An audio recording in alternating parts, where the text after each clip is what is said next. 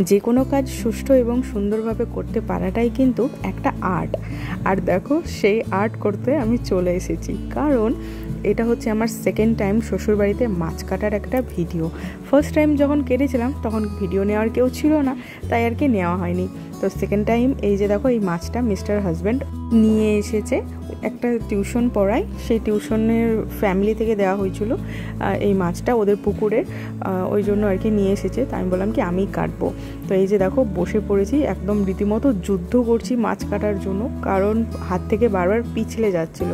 আর যেহেতু আমার টোটালি অভিজ্ঞতা নেই মাছ কাটার, তাই আর কি চেষ্টা করে যাচ্ছিলাম মাছ কাটার। তারপরে দেখো মাছটা খুব ভালো করে কেটে নিচ্ছি। আর তোমরা কিন্তু কমেন্ট করে জানিও যে আমার মাছ কাটাটা আদৌ হয়েছে না হয়নি। মাছটার ভেতর কিন্তু ডিমও ছিল, যেটা আমি দেখো ধীরে ধীরে বার করে নিচ্ছি। এখানেও আমি স্ট্রাগল করছি, কারণ আমি বার করতেই পারছিলাম না ফার্স্টে, আর ভয় পাচ্ছিলাম যদি পিত্তিটা গলে যায় তাহলে কিন্তু এটা তেতো হয়ে যাবে। ওই জন্য দেখো খুব ধীরে ধীরে সাবধানে আস্তে আস্তে বার করছি। আর এই যে দেখো সম্পূর্ণটা বার করার পর দেখে নিলে তোমরা। আর ভিডিওটা কিন্তু মিস্টার হাজব্যান্ড করে দিচ্ছিল, যেহেতু ওর অত অভিজ্ঞতা নেই, তাই আর কি কোনোরকম ভিডিও একটা বানিয়ে দিয়েছে।